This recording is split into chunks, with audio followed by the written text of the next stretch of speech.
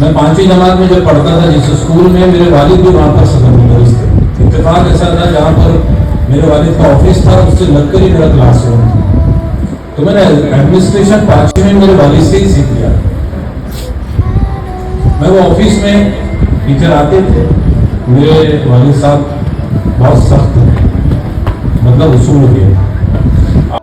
تو میرے والد صاحب بازو میں آفس تھا، تو وہاں پر ٹیچر آتے تھے، لوگ آتے تھے. میں دیکھتا تھا کہ ٹیچروں سے میرے والد صاحب کیسے پیش آتے ہیں، کیسے عزت کرتے ہیں، اور کون سے کام سونپتے ہیں، کس کو کیا کام سونپتے ہیں.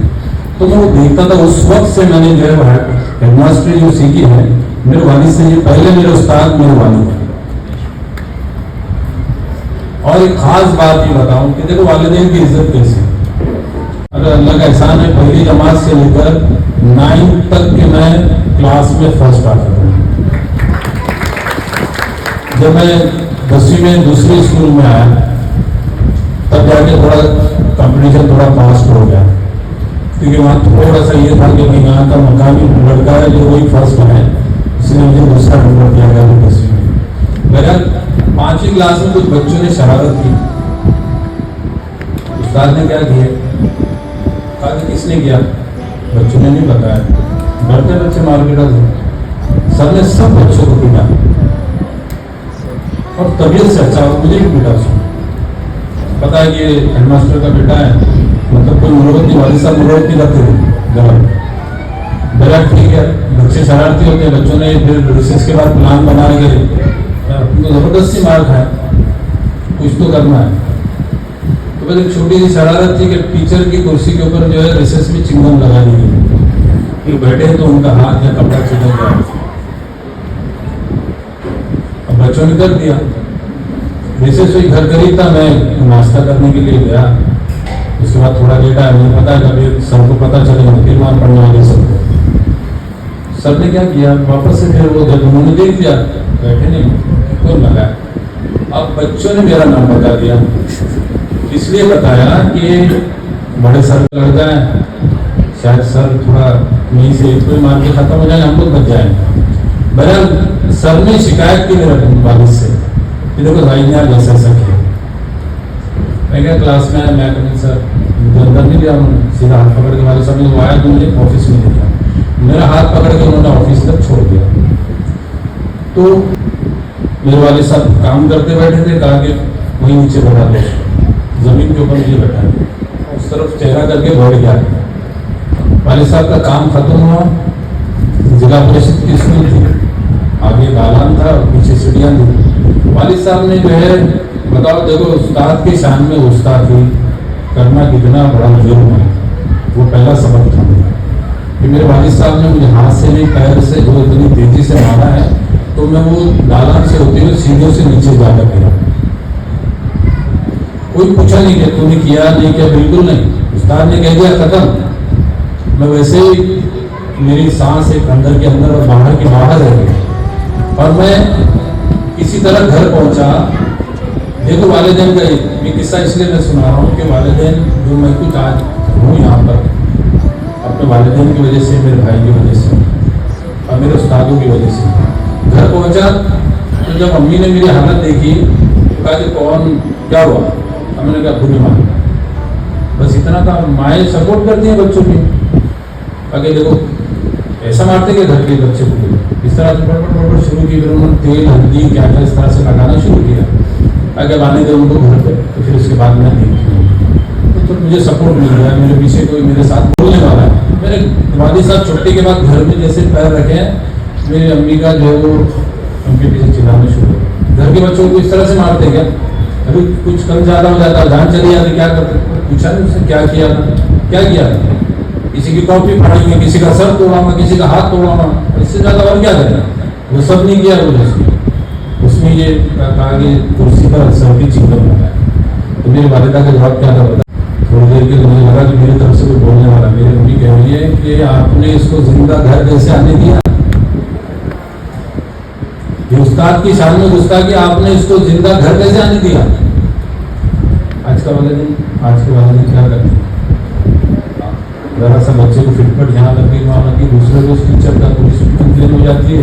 اس کے اوپر گناہ بھی داخل کرنے کے لیے کم زیادہ آگے پیچھے نہیں کرتے. یہ والدین کی عزت ہے. اور اس کے بعد میری جو آدھی وہ بچی تھی وہ بھی والدہ جو میرے طرف تھی وہ بھی مخالف ہو گئی. ایسا لگا جب میری جان وہ کب تو بنا. بہرحال اس کے بعد سے میں نے سوچا کہ چاہے جان چلے جائے لیکن اپنے استاد کے تعلق سے کبھی بھی کوئی بھی غلط کام نہیں کرتا. میں سوچ رہا ہوں یہ استادوں کی عزت ہے. اور آپ اپنا کام کرتے رہے. لوگوں نے تو نبیوں کو نہیں چھوڑا, ہم کون سی کھیت کی مولی. آپ کو ستائیں, آپ اچھا کام کریں گے, پریشان کریں گے. مجھے بھی, میں بہت پریشان ہوں. میڈم نے صحیح کہا, اتنا پریشان کیا گیا مجھے, بہت سارے الزامات ٹوٹے گئے. میں اللہ کو حاضر ناظر جان کر کہتا ہوں, اللہ کی قسم کھا کر کہتا ہوں آپ کے سب کے سامنے, ان تک جو باتیں پہنچی وہ 100% غلط. اللہ کی قسم کھا کر کہتا ہوں میں نے اپنی ذات سے کسی کو کبھی تکلیف نہیں پہنچا. یہاں پر بہت سارے پرنسپل کبھی تکلیف نہیں پہنچا. یہاں پر بہت سارے پرنسپل بیٹھے ہیں, نصیر میز بیٹھے ہیں, یہاں پر کسی کو اپنی ذات سے تکلیف نہیں پہنچا. سب کے لیے مجھے ایسا لگتا ہے میری ذمہ داری ہے, اللہ کی ذمہ داری ہے دوسروں کا کام کرنا, دوسروں کے کام آنا. یہ ہماری اپنی اخلاق کی ذمہ داری ہے. اور میں نہیں چاہتا کہ اگر کسی نے کہا تو اس کو صحیح سچا بھی نہیں کرانا چاہتا. اور آپ سے بھی کہتا ہوں, اگر کسی نے آپ کے پیچھے برائی کر دی تو آپ کو خوش ہونا چاہیے کہ پھوکٹ کی نہیں کہیں آپ کے کھاتے میں آ رہی ہے, بلا وجہ کی. آپ کو کوئی محنت بھی کرنے کی, گناہ جتنے گناہ تو ہم کرتے رہتے رات دن, لیکن نیکیاں کہاں سے آئیں گی؟ یہ نیکیاں اگر آپ کو پیچھے کوئی برائی کرتا ہے, کچھ بھی کرتا ہے, آپ رپلائی نہیں کرتے. ہم اکثر کرتے ہیں اسکولوں کے اندر تھوڑا 19-20 ہو جاتا ہے ہم سے, ہم لوگ فوراً ریئیکشن میں آ جاتے ہیں. میں اپنے دوستوں سے, ٹیچروں سے بھی کہتا ہوں ریئیکشن مت, فوراً نہیں. کسی نے آپ کی برائی کی, آپ سے تیز آواز میں بات کی, ریئیکشن مت لیجیے. تھوڑی دیر کی بات ہوا تو ہو سکتا ہے ناٹی ہو جائے, اپنی بات معافی مانگ لے. آپ نے ریئیکشن دے دیا, آپ کے تعلقات اور بگڑ جاتے ہیں. آپ سبھی ٹیچرز جتنے بھی این جی او سے میں کہتا ہوں آپ زبان کے لیے کام کیجیے, ایجوکیشن میں کام کیجیے. دیکھو میں پہلے مہاتما پھولے کلاسز چلاتا تھا. مجھے ایک اسکیم تھی کہ 6 سے 14 سال کے بچوں کے لیے, جو بچے اسکول میں آؤٹ آف اسکول ہیں, ان کے 6 مہینے کا ایک کورس تھا. 6 مہینے آپ ان کو بیسک پڑھائیے اور ان کو ان کی عمر کے حساب سے اسکول کے اندر داخلہ دیں. تو میں سری لنکا اور آس پاس کے بچوں کے پاس, برکت پارک کے پاس میں شٹر کرایہ کے لیے آتا. تو 40-50 بچوں کا بیچ ہوتا تھا, جمع کر کے ان کو بیسک پڑھا کے اور اسکولوں کے حوالے کر دیتا تھا. ایک بچہ جو اسکول نہیں آتا, بار بار بھاگ گیا, اس کے والدین بہت پریشان تھے. اس کی عمر تقریباً 11 سے 12 سال کی ہے. تو میں اس کو جاتا تھا, وہ گراؤنڈ سے کرکٹ کے اس کو پکڑ کے لاتا تھا. وہ بچہ پڑھا, اس کو بیسک پڑھایا. اس کو چھٹی میں نے کارپوریشن کے اسکول میں اپنے کوسا کے داخلہ دلا دیا. ایگزام تھا سالانہ, اس کے بعد چھٹیاں لگ گئی. یہ بچہ پونا گیا, 2 مہینے پڑھا ہے وہ اسکول کے اندر. 6ٹھی جماعت میں اس کا ایڈمیشن ہوا, پونا گیا. بس یہ کھیلنے میں ماہر تھا بچہ اور کرکٹ میں دلچسپی تھی. پونا جانے کے بعد وہاں پر جس کے یہاں ٹھہرا تھا وہ اسی رشتے دار کا بچہ جو انڈر 13 کے اندر جو اکیڈمی میں کھیل رہا تھا, وہاں پر اس کا میچ تھا. اس نے کہا کہ چل میچ کو بھی دیکھ لیں, اس کو ساتھ لے کے چلا. اسٹیڈیم بڑے گراؤنڈ پہ کھیل ہو رہا تھا. اتفاق ایسا ہو کہ اس روز ان کا ایک بالر جو ہے ایبسینٹ تھا. اس نے کہا کہ وہ ایبسینٹ ہے تو کیا کیا جائے. تو اس نے مینجمنٹ سے درخواست کی کہ سر یہ بچہ بھی کرکٹ کھیل رہا ہے, آپ اس کی جگہ پہ ٹیمپرری اس کو کھلا لیں. کہا کہ نہیں, ہم تو جانتے نہیں بچے کو کیسے کھلائیں. میں اچھا کھیلتا, میں اس کی گارنٹی لیتا ہوں, یہ بچہ اچھا بالر ہے. انہوں نے ٹھیک ہے, اب ایبسینٹ ہے تو لے لو. یقین جانو اس بچے نے 1 اوور میں 3 وکٹ لیے. 1 اوور میں 3 وکٹ لیا. میچ ختم ہونے کے بعد مینجمنٹ والوں نے اس کو بلایا, بولے اس کے گھر والے کہاں ہیں. بلایا گیا, بولے یہ بچے کو ہم لوگ اڈاپٹ کرنا چاہتے ہیں, پرماننٹ سب کھانا پینا پڑھائی جب تک پڑھیں گے اکیڈمی برداشت کریں گے, بچے کو ہم لینا چاہتے ہیں. اس کے والدین آئے میرے پاس, کہا کہ انہوں نے کہا کہ اسپورٹس کے شوز اور ڈریس ملے تو قسمت کی بات ہے بچے, اس کو میں دلا دیتا ہوں. بس آپ جا کے ان کو حوالے کر دیجیے. اس سے بڑی اور کیا بہتر بات ہو سکتی ہے, اس سے بڑی اور خوشی کیا ہو سکتی ہے کہ ہم کسی کام کچھ تو آئے بچے کو, اگر وہ بچے کو میں پکڑ کر نہیں لاتا اور اس کا اسکول میں داخلہ نہیں کرتا, یہ بچہ زندگی بھر وہیں پہ وہ نکڑ بازی کرتا رہتا ہے, تو کھیلتا رہتا ہے. آج بچے کی لائف میں بہت سارے ایسے قصے. ایک بچہ یتیم خانے کا تھا. ہمارے یہاں امبیڈکر نگر پہ ایک یتیم خانہ ہے زہرا باری چوک میں. وہ ایک بچہ وہاں سید احمد. آج وہ بچہ دیکھو یتیم خانے میں رہ کے پڑھ کر آج امریکہ کے اندر ہے. بچہ سافٹ ویئر انجینئر ہے. حکومت کی طرف سے اس کو بنگلہ بھی ملا, گاڑیاں ملی, 3.5 لاکھ روپے مہینے کی سیلری اس کی. وہی بچے کو میں نے نادیہ اس کی شانو پٹھان کی مسز شبانہ, وہ بھارت ماتا کا رول کرتی تھی. اور اسی ساتھ کے اس سے پہلے کے ڈرامے میں بچہ جو ہے وہ ایک جج کا رول کیا تھا. اسی بچے نے جو امریکہ میں بچہ اسٹیج پہ ڈائلاگ بھول گیا, رونا شروع کر دیا. جج کیا سمجھے کہ یہ بھی اس کا ڈرامے کا پارٹ ہے. سب تالیاں بجانے لگے, کتنا اچھا بولتا رہا. میں سمجھ رہا ہوں ناراض بھول گیا.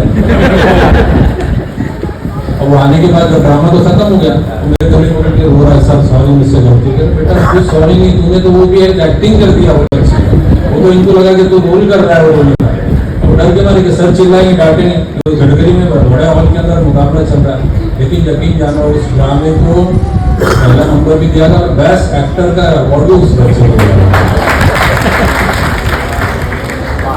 12 سال تک کی گڈکری رنگاٹن میں ہم نے فرسٹ سیکنڈ پرائز دیا, بیسٹ ایکٹر, بیسٹ ڈائریکٹر کے انگنت ایوارڈ. کسی فیلڈ کو خالی نہیں چھوڑا. اس لیے آپ سے بھی کہتا ہوں کہ میڈم نے بھی کہا کہ ابھی اور ضرورت ہے تعلیم کی, بچوں تک ہم نہیں پہنچ پائے.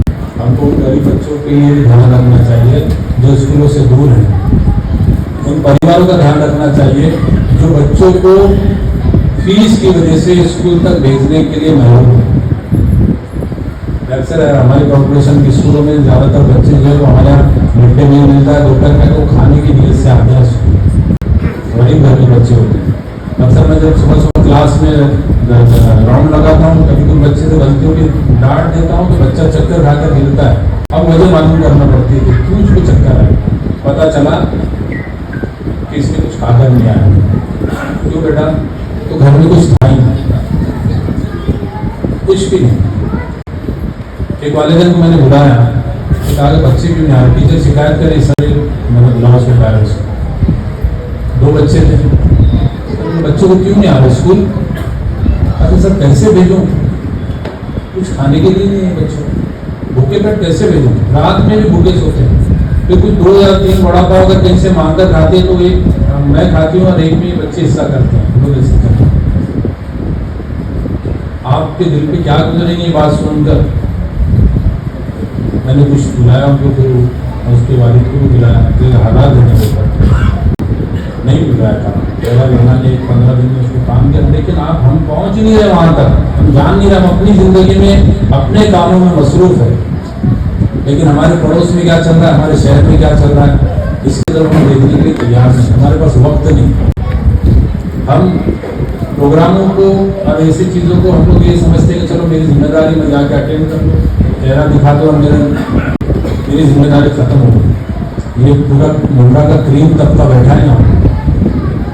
اگر یہ ٹھان لے اپنے شہر کو بدلنے کے لیے تو کوئی بڑی بات نہیں, مشکل بات ہے. نکڑ بازی ختم کر لیں گے, ٹھان لے تو کوئی نکڑ بازی نہیں ہوگی. ہم لوگ ذمہ دار, ہم خود پوچھے گا بیٹا کیوں کھڑے ہو تم لوگ یہاں. اتنا ایمان کے 3 درجے, ایمان کے 3 درجے. پہلا درجہ کون سا ہے؟ غلط بات ہوتے ہوئے دیکھیے آپ تو اس کو ہاتھ سے روکیے, آپ کے پاس طاقت ہے. یہ ایمان کا پہلے درجے کا ایمان ہے آپ کے پاس. دوسرا ایمان کا درجہ کون سا ہے کہ اگر آپ ہاتھ سے نہیں روک سکتے تو اس کو زبان سے روکیے کہ بھائی یہ سب غلط ہے, مت کر. یہ دوسرا درجہ آپ کا ایمان ہے.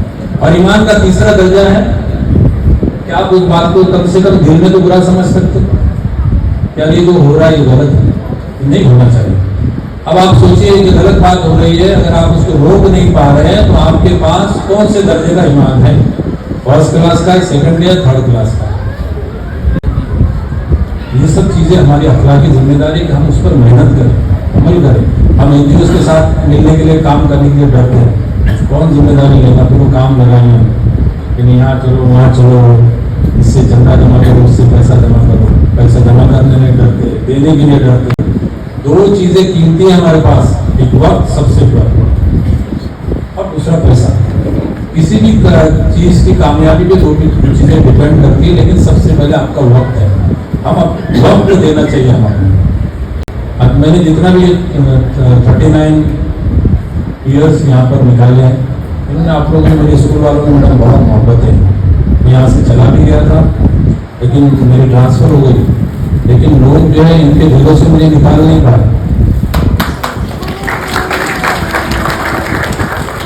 सभी स्कूल वालों ने इतनी इज्जत दी है मुझे कि शायद ही कोई स्कूल ऐसा बचा हो कि जिसके स्टेज की जिन्नत मैं नहीं बनाऊं। हर प्रोग्राम में, हर स्कूल के प्रोग्राम में अलहमदा, वो मुंडा स्टेशन से लेकर खिड़कानी तक की जितनी स्कूल है, शायद ही कोई स्कूल ऐसी बची हो। हर कोई ने इज्जत दी अलहमदा, सब जाने। आपके पास मेरे ताल्लुक से जो भी बातें आई थी, इससे पहले भी मैं सही और सच्चा कराने के चक्कर में रहता नहीं, ये गलत है, से बिल्कुल आप करते रहो। सिला ऐसा है ना, नियत के असरात ऐसे डालता है अल्लाह ताला। आप इखलास से काम करते रहेंगे ना, तो उसके असरात जो है वो सामने वाले पे पड़ते हैं। और इन सब के पीछे जो है, मेरी कामयाबी के पीछे वाकई मेरी बीवी का हाथ है।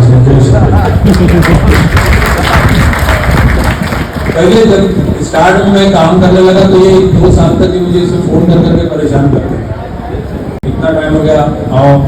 लेकिन 2 साल के बाद, ये 38-39 साल से पहले की बात होगा, 2 साल स्टार्ट, उसके बाद ये मेरे मिजाज से वाकिफ हो गई कि इनको फोन करके कोई फायदा नहीं। और फिर उनको पता है कि उन्होंने अपना वक्त इसी के लिए निकाल के रखा है। मुझे घर के वालों के लिए जो वक्त देना था मैं देता था, लेकिन असल मेरी रूह की ग़िज़ा जो थी वो यही थी। आप कोई भी स्कूल में पढ़िए, लेकिन आप अच्छे वालिद बनिए, अच्छे वालिदैन बनिए, अच्छे नागरिक, अच्छे शहरी बनिए। बस मैं इतना कह के इंशाल्लाह मैं आपके साथ हमेशा रहूँगा जब तक